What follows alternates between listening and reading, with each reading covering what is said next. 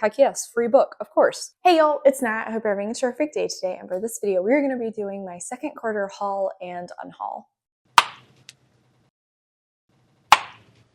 Alright, so before we get into anything bookish, make sure to hit like and subscribe down below, as well as tell me in the comments what is the last book that you bought that you probably shouldn't have, because same.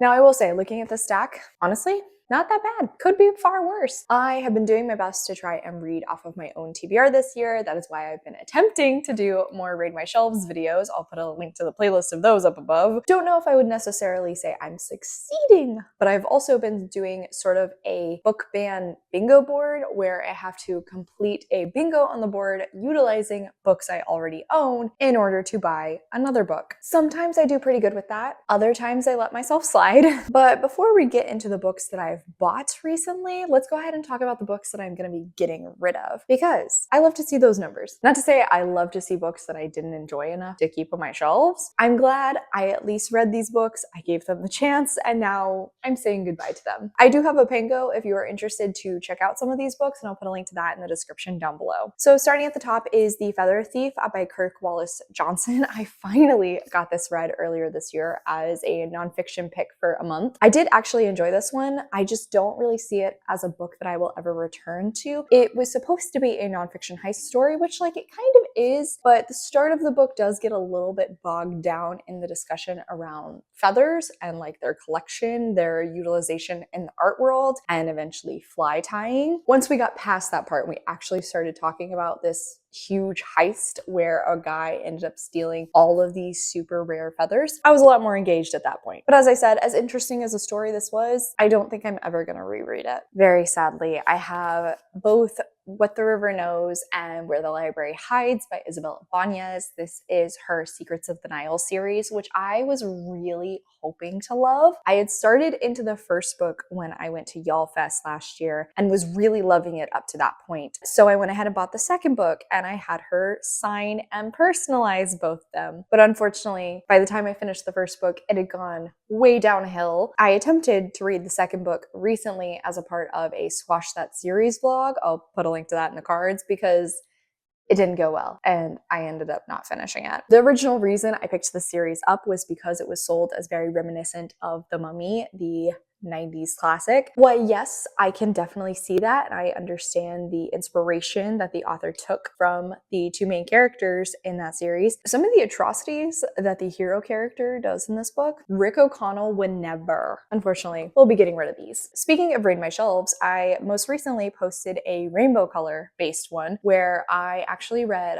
Blackheart Man by Nalo Hopkinson, which was a book that I received from Saga Press. And though the setup of the story was interesting and I really liked certain elements of the book, unfortunately, the very unlikable main character and the way too many side plots going on detracted from my enjoyment to the point where eventually I just lost interest and ended up putting this down. In that same video, I also read Love at First Set by Jennifer Dugan. I did like this one, but I also have pretty conflicting feelings on it, and I don't really see myself ever rereading it. I'm just gonna once again point you in the direction of that vlog so you can see the roller coaster ride I had with this book. And then the last one is The Pairing by Casey McQuiston. I reviewed this earlier this month for my June wrap up and had quite a rant. Also DNF'd this one. I wanted to love this, but I really did not like the main characters. I was having a very hard time being sold on the romance. The plot itself just is very much not my type. So a DNF and selling it as quickly as possible. So that is it for the books I am unhauling. I mean, not a huge amount, but at the very least, I'm getting rid of some books. Now for the ones I've bought lately.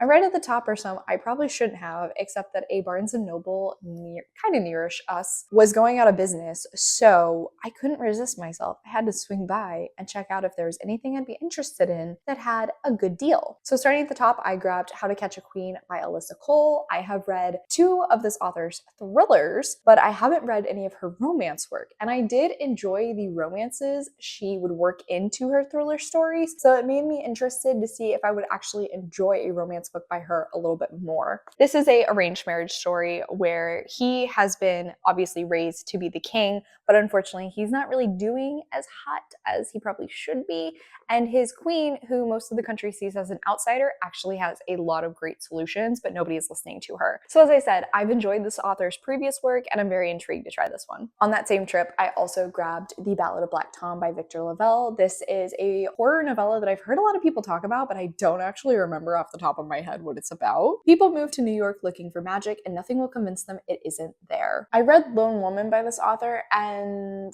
I had an okay time with it, but I was intrigued enough by his writing style to try out more of his work, and I have been really enjoying horror novellas that I've been reading, but I never really wanted to, spend full price on them, so this was kind of the perfect opportunity to grab one. I think this is the final one from that trip, and actually worked out so perfectly that I found a copy of Where the Dead Brides Gather by Nuzo Ono. This one is actually a book that I added to my R Fantasy TBR for this year. So in this one, we're following a young woman who has the ability to defeat these ghost brides that try to come after women the evening before their wedding. It sounds really interesting. I think somebody at my fantasy book club was talking about it, and that's how it got on my TBR. But like I said, it works out for my Reddit fantasy bingo. So I definitely will hopefully be getting this one read here soon. Another one I definitely should not have bought, but Josh and I were at a different Barnes & Noble for an author event, and this was their, like, if you buy something at the cafe, you get this book for $5.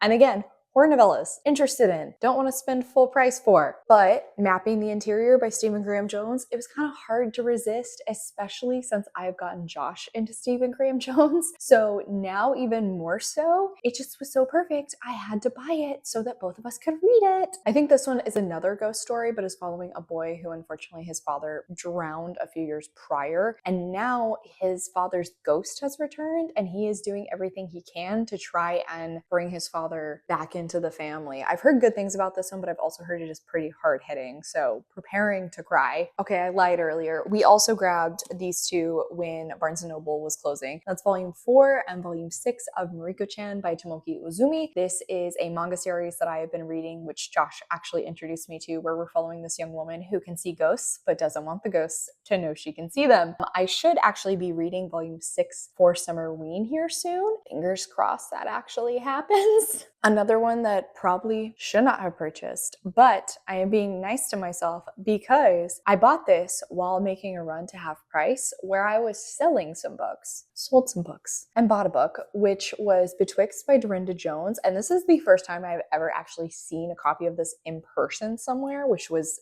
another reason I really wanted to grab it. Dorinda Jones is an author I really enjoy. Her Charlie Davidson series is one of my all-time favorites. And this one is the start of a different series, which I believe is similar to Charlie, except it's around witches, whereas Charlie is the Grim Reaper. In this one, a woman has recently inherited, I think it's like her great aunt's estate or something, and it's in Salem. But of course, that comes with some baggage and also a very sexy handyman. I think this is actually supposed to be like a 10-book series. So this may be another one that I have to start collecting. We'll see though. Then I have one that I hopefully will actually be reading here soon, and that is The Long Way to a Small Angry Planet by Becky Chambers. This is actually the July pick for my Geek Squad book club, which is hosted over on my Patreon. If you're interested, I'll put a link to that in the description down below. I will have a full spoilery review video of this one, and I'm really hoping I will love it because this is a cozy sci-fi, which is a genre I've been really wanting to try out. And Becky Chambers is supposed to be the queen of cozy sci-fi. She also tends to have queer characters and found family, two things that are right up my alley. And it looks like what's happening here, where we are following the crew of the Wayfarer, who are offered the job of a lifetime tunneling wormholes through space to a distant planet. I'm actually in the middle of reading It Came from the Closet. This is a collection of queer reflections on horror. I had a bingo and grabbed this specifically so that I could read it in June as my nonfiction book, seeing as how it's, obviously queer stories. I started into it, did not quite finish. Each essay is by a different queer author discussing how horror movies relate to their identity, how they see themselves represented in horror movies in different ways, and I've been very much enjoying it. We'll be finishing it this month and have an actual review for y'all at the end of the month.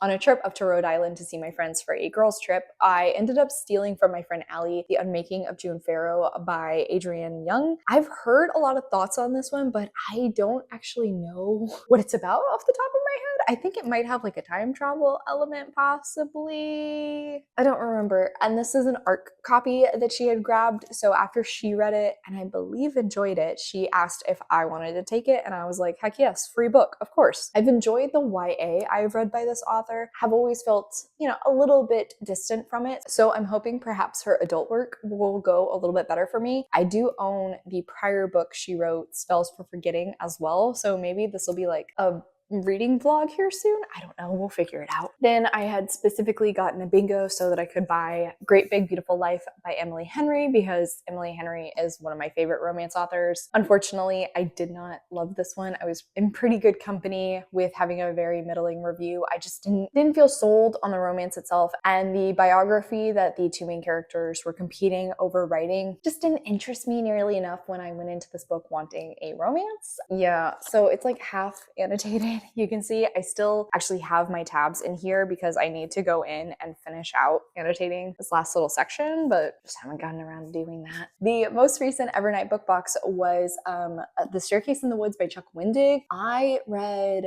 what was that book called? The Book of Accidents by this author a few years ago for a 5x5. I'll put a link to that in the cards. And I enjoyed elements of it, but I felt like the book was a little too long. This one, I feel like people have been pitching it as similar to Stranger Things mixed with like It. I mean, It is definitely what initially came to my brain, but basically it's this group of friends who like they went out into the woods one time, found this mysterious staircase, somebody went up it, disappeared. It's like 20 years later, the staircase has reappeared, and so has their friend. I'm pretty sure I've heard pretty positive things about this one so far, and overall really enjoyed a lot of the Evernight box books that I have received, but also they're just always so freaking pretty, and these edges are very cool. So here's hoping that I will enjoy this one as well whenever I get to it.